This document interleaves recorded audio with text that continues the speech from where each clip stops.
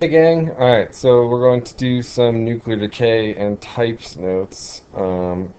These will be a bit longer than our last notes, but we'll get through this fairly easily. Main goal here is for you guys to be able to identify types of nuclear decay and balance nuclear decay equations. So, types of radiation, types of decay, and how to write it out and balance it. So let's go and hop into this whole thing here. Um, so we'll start off with the nuclear decay part of all of this. Uh, Nuclear decay essentially happens because something is unstable.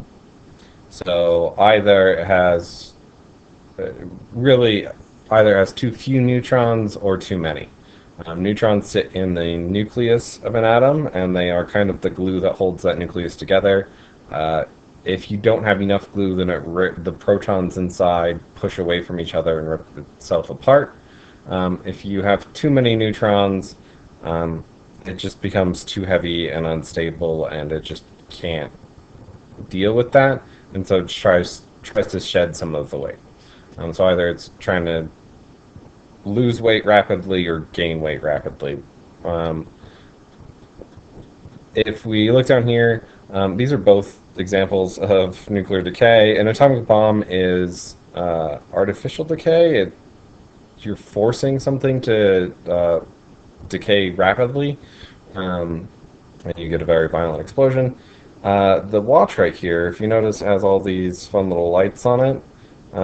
Depending on the type of watch, some of them use tritium, which is a gas, and they have tiny little vials. And tritium releases radiation, and the vial is painted with a type of phosphorus that will absorb it and glow. And so all this green glowing is phosphorus inside, absorbing the radiation and glowing. They also used to use uranium-based paints in the past, in the 60s, and so they would paint this uranium-based paint on the hands so that it would glow in the dark. Um, they generally stopped doing that for a lot of reasons because it's essentially uranium that you don't want everywhere. Back then, too, they didn't know quite how dangerous it was, and so a lot of the people working in those factories would use paintbrushes to paint it on, and to keep the paintbrushes sharp, they would lick them. And this was generally a lot of women that did this job, and a lot of them got cancer later on in life because they were ingesting small amounts of uranium every time they went into work. Um, so less uranium used watches now. They're actually a collector's item. But moving on from there. Okay. So comparing chemical reactions versus nuclear reactions. So as I said, nuclear reactions happen because of instability. So it involves protons and neutrons, so it involves the nucleus, hence the word nuclear. Um, and the core of the atom is going to change in some way to form new elements. We're changing the number of protons that we had, the number of neutrons we had, and we are going to end up with brand new elements that we didn't have before. Large amounts of energy compared to chemical reactions, and the waste can be extremely hazardous because the waste is pretty much radioactive uniformly. Not very many natural reactions end up with non-radioactive waste. Um, Chemical reactions, on the other hand, involve electrons in the atom, so it's not the core anymore, it's the outer levels of the atom. Um, they don't form new elements. If I start a chemical reaction with carbon, I end it with carbon. It's just maybe part of a compound that it wasn't a part of before, or by itself when it was part of something, whatever. So you're just breaking bonds. You're not actually changing the elements that you start or end with. And compared to a nuclear reaction, it is a small amount of energy. Now, that being said, chemical reactions include things like high explosives and C4, TNT, all that fun stuff. That seems like a lot of energy, but then when you compare it to a nuclear reaction, when the same mass of something would cause a nuclear explosion as opposed to blowing a door off or taking down a building, you can see the energy differences. Okay. Um, so again, we're focusing all on nuclear here, so it's all that proton neutron stuff. Nuclear reactions happen in, well, one of three ways, really. Fission and fusions are the ones here. So you have normal decay, which we'll talk about through most of this, and that's honestly just shedding small pieces of mass over time. And then you can have forced nuclear reactions, which is what this fission and fusion is.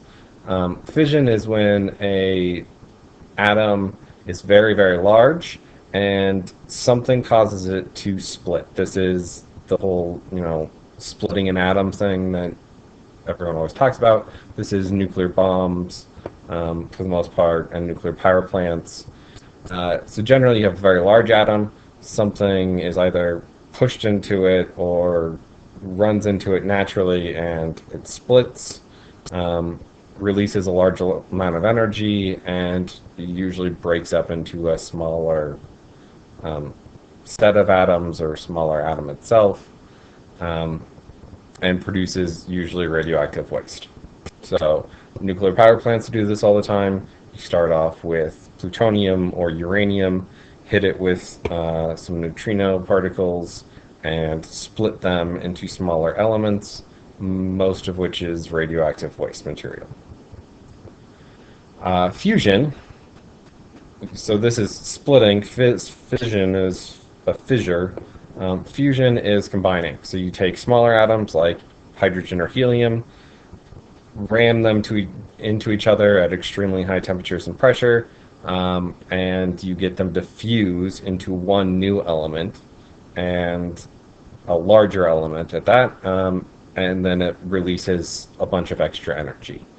This is what the sun and stars do. Relatively no radioactive waste. I mean, it does produce radiation, but the product at the end is usually not radioactive. So the sun is doing this right now with millions and millions and millions of hydrogen atoms. It's fusing together to make helium. When it's done with that, it will use all the helium to make lithium and so on from there. So far less radioactive waste, a very large amount of energy. So if we could ever harness this would be a good end goal here. And it would be very energy productive, but that's farther down the line. Okay, so that's essentially just what nuclear decay is in a sense. Types of radiation are the type of particles that can come out of radiation. So we'll talk about the types of particles that they can form, and then the different ways that things can decay. So generally there are three different types of radioactive particles that we're going to focus on. So you have alpha particles, beta, and then gamma, which is also X-rays. So alpha particles are these big, heavy, fat guys. They can be stopped with a piece of paper. They also don't go very far. They go maybe an inch in open air. And we'll talk about what an alpha particle is in terms of how dangerous they are and that kind of stuff moving forward. But essentially you just need to know alpha is the slowest and heaviest and gets stopped with paper. Beta. It's smaller than alpha, so it goes faster. It can go through a piece of paper, no problem, but you can stop it with aluminum. So aluminum foil will stop beta particles. And then gamma, so gamma rays and X-rays are a type of light. So alpha and beta are both particles. They're both a physical thing. These are both waves of light. So they're not particles. They are literally moving the speed of light, so they are the fastest moving things that you can have. And they're very, very small compared to these guys because they're not physical particles as we would consider these guys to be. So gamma will definitely go through paper or go through aluminum. You need lead if you're going to accurately stop gamma and X-rays. The more lead, the better. If you're talking about a nuclear bunker, those things usually have like feet of lead and concrete in order to stop all of the radiation. If we're talking about you going into the dentist and getting an x-ray done, they put that fun little lead vest on you, and it's not super thick, but it's not something you want to wear around 24/7 either.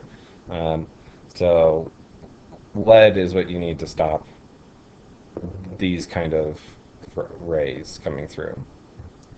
Okay, so alpha particles, represented by the symbol alpha, which looks something like this. It's kind of an A with an upper tail on it. It has a charge of +2, so they have a +2 charge. They are heavy and they are slow. And you can stop them with a sheet of paper. What an alpha particle is, it is 2 protons and 2 neutrons.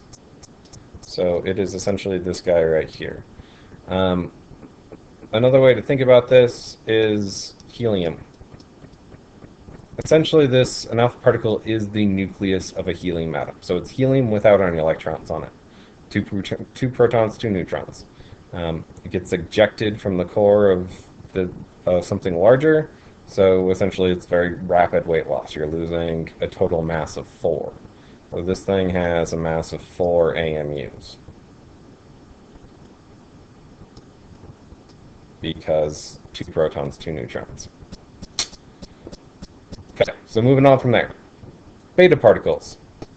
A beta symbol in Greek is essentially the letter B with a little tail on it. And a beta particle can either be positive or negative, so you can have beta plus and beta minus. They are very small. They're essentially an electron. So they are, in terms of mass, basically the same thing as an electron. They move 100 times faster than alpha, and you can stop them with aluminum foil. So beta minus is an electron. So this is beta minus. They're the same thing. Beta plus is a positron, which is a positive electron. So it's a form of antimatter. It technically is not something you run into very often. So that's what beta plus is.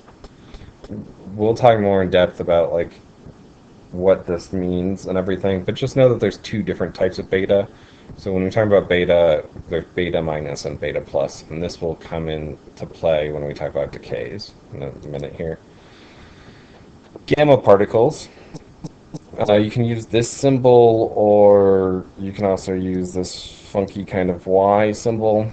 They are a form of light, so they don't have a charge, and because they're electromagnetic waves, they are light. So they are moving at the speed of light,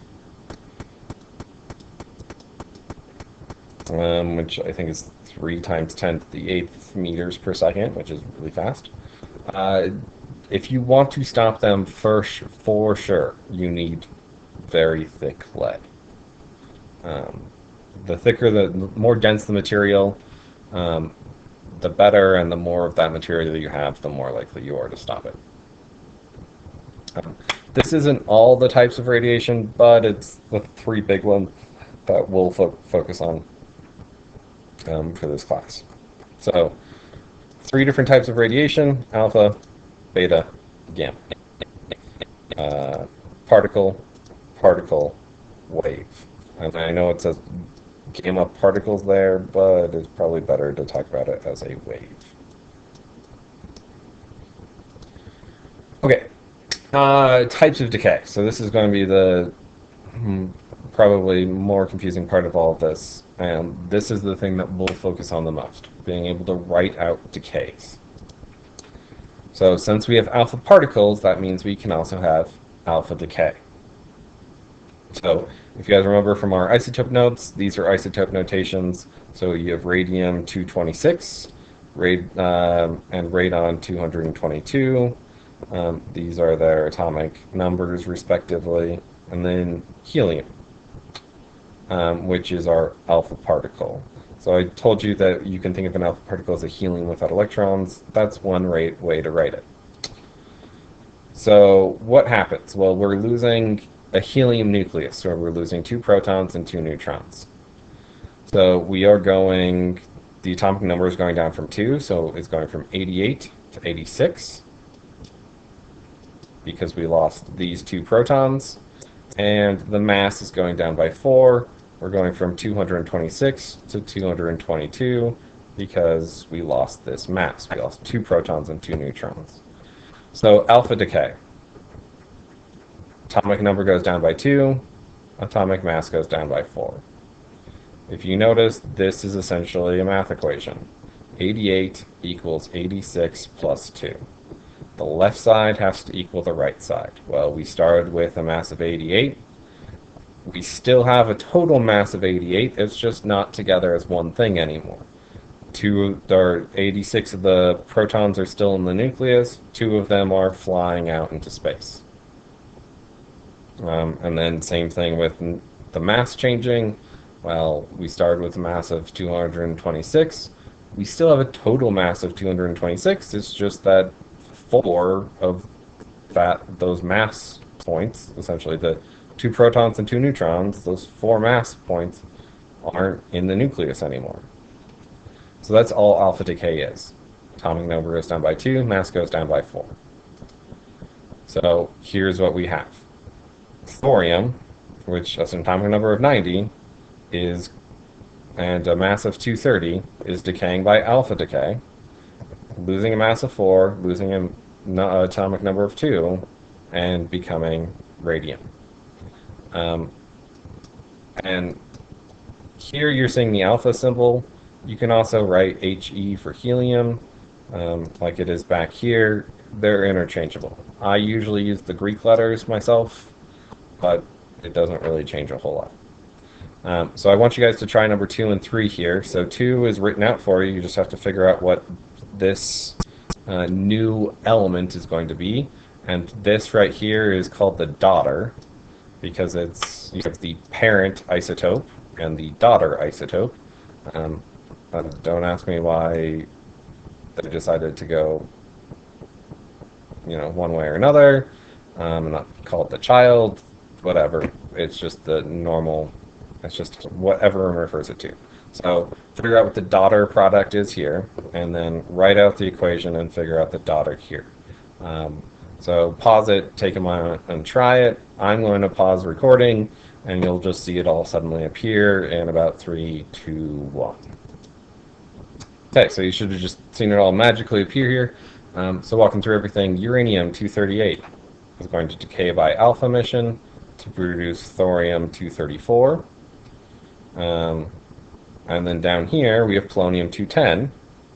It is going to decay, so this arrow is saying, here's what we're starting with. It decays, we produce this alpha emission and this daughter product, which is lead-206. So polonium-210 decays through alpha emission to produce lead-206. I'm just going to get on a quick little soapbox here. This right here is a pretty fast nuclear decay, actually.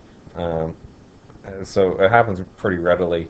And polonium-210 can be found in cigarettes. Actually, it can be found in tobacco of any kind, including chew, tobacco, and everything else, as well as marijuana and vape fluids, because those things are extracted from the plants. And so, yeah, polonium-210, which has a fairly quick half-life, it decays fairly rapidly, becomes lead, and it releases this fun little alpha particle, which, if you breathe it in on a regular basis, causes you to get lung cancer sometimes, or throat and mouth cancer in the case of chewed tobacco. So yeah, if you ever are curious, leading reason for cigarettes and tobacco in general to cause cancer, it's this right here because of this nuclear decay. So don't smoke. I don't care what it is or how many people tell you X, Y, or Z is safe. they don't know what they're talking about because of this. You can't get rid of this. So yeah, don't smoke. Okay, so that was polonium, or that was alpha decay. So we can have beta decay, uh, and depends on the type of beta. So earlier when we were talking about betas, I said there's beta plus and beta minus. So when we say beta decay, we are talking about beta minus. So this is going to be beta minus decay. What's going to happen here? So in the alpha decay, you have these four particles that are just being ripped off and flying away. It's like taking a small chunk of yourself and throwing it far off into space. This is a little bit different. So what's happening here is the instability that's in the nucleus is going to cause one of the neutrons to turn into a proton. So we have a neutron becoming a proton inside of the nucleus. Well, we suddenly now have a new proton that wasn't in the nucleus, which means the atomic number just went up by 1. And the mass will not change because mass is protons and neutrons. Well, we just substituted a neutron for a proton, or I should say proton for a neutron. So we still have the same mass inside, it's just the atomic number changed. So here you can see carbon 14 has atomic number of 6. It goes through beta decay. Its atomic number goes up by 1 because one of its neutrons turned into a proton. And when this happens, you also produce this small little beta particle that flies off into space. So the neutron becomes a proton, and it releases this fun little tiny beta particle. So that's essentially beta decay in a nutshell. So looking at those same decay equations, well, here we have thorium-230 again. I kind of used it as a lot of the starting examples. It's going through beta emission, so beta minus. You can either use the E for electron, because that's what a beta is, or again, you can use the Greek letters. I usually stick with the Greek letters myself. So thorium-230 emits this beta particle and becomes, protactinium. So this is the general decay cycle for everything here. So thorium-230 becomes protactinium-230. Again, the mass doesn't change.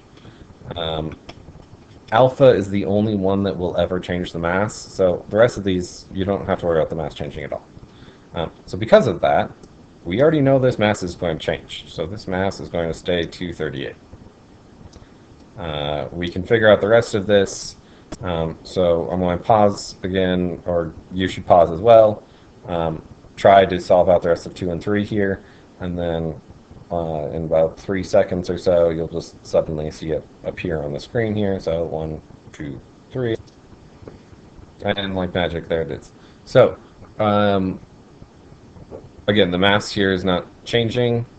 So we're going from 92 to 93 and becoming neptunium. Down here, we have actinium, so 227, releasing this beta emission and becoming thorium, which is 227 as well. Really important with these things. Numbers on top need to add up, numbers on bottom need to add up. So if we have 227 here, well, 0 plus 227 is 227.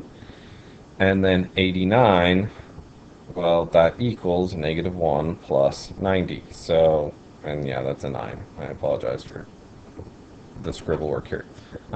So it's very important that the numbers on top add up, the numbers on bottom add up. Okay. Positron decay. So I told you that there's 2 betas. Well, this is beta plus. Guess what? If this is beta plus, the other one's beta minus, here's the only difference. So beta minus, a neutron becomes a proton. Well, beta plus, it goes the other way. A proton becomes a neutron. And we get this fun little beta plus emission that happens. Only major difference here is atomic number goes down by 1. So no mass is changed at all. So let's look at this. Here's carbon-14. It goes through positron decay, so it releases this positron, and it becomes boron. So go and try these two out, and you guys know the drill by now. Pause it, try them, and you'll suddenly see magic happen right about nowish. And like I said, magic. All right, so looking at uranium here, uranium-238 goes through positron decay, produces protactinium-238. Sodium-22 goes through positron decay, becomes neon-22. Fairly straightforward. Atomic number went down by 1 because it's +1 here instead of -1. And again, I prefer the Greek letters personally, but hey, whatever you prefer. So betas can be written with E for electron, alpha can be written with HE for helium.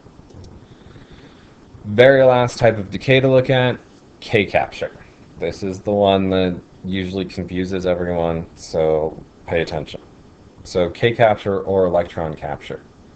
This is essentially something forcing an atom to decay. So something is entering the nucleus and forcing the decay.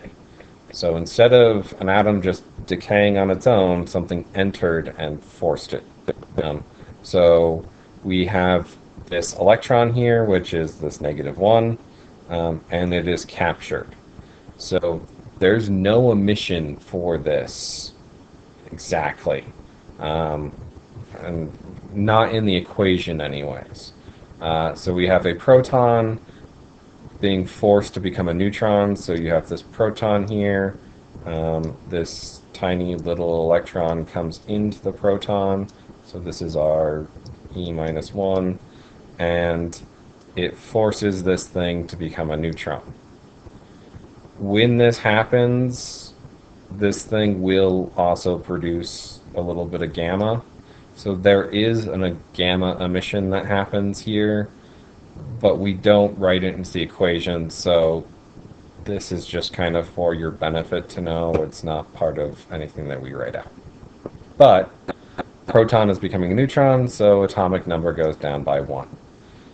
The end result of K capture is the same as positron. They will end up making the same thing, just a different way of doing it. So K capture, or electron capture, is the only decay where you're going to have 2 things on the left and only 1 thing on the right.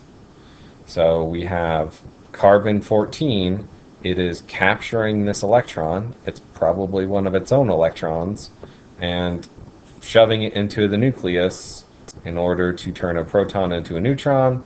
Atomic number goes down, mass stays the same. You guys know the drill, so go and try these 2 equations and see what you can do. So pause it about now. Central magic. Okay. So arsenic 73 absorbs an electron, becomes germanium. Mercury 201 absorbs an electron, and hey look, it becomes gold 201. You can technically make gold. This process would probably be more expensive than the gold would be worth, but it's possible. The big thing here is, if you notice, I told you guys I like the Greek letters. Well, because this is an electron, there's no Greek letter here. Mercury is absorbing an electron. So E is the only accepted symbol that can go here. K capture is capturing an electron. So this has to be written this way. Again, also, this is the only one where there's 2 things on the left and 1 thing on the right. So quick breakdown of everything. Alpha, 2 protons, 2 neutrons, mass goes down by 4, atomic number goes down by 2. This is the only one that is going to have a change in mass. So alpha is the only one that changes mass. Beta, it releases a beta particle. The only thing that happens is atomic number goes up. This is the only one that causes the atomic number to increase because a neutron is becoming a proton. So alpha is the only one that changes mass. Beta is the only one that increases the atomic number. positron decay is going down by one, um, and a proton is becoming a neutron. This is a form of antimatter, so that makes it a little bit unique. And then K capture is capturing an electron, two things on the left, one thing on the right, um, as a proton becomes a neutron. So difference is only one to change mass, only one to increase the number, only one to produce antimatter, only one to have two things on the left because of the captured electron. That's it. I'm sorry these notes took so long, right at the half-hour mark there. Uh, Thanks for bearing with us. We'll go through this. If you guys get confused at all, please let us know, and we will try to make this make a bit more sense. And have a good rest of your day.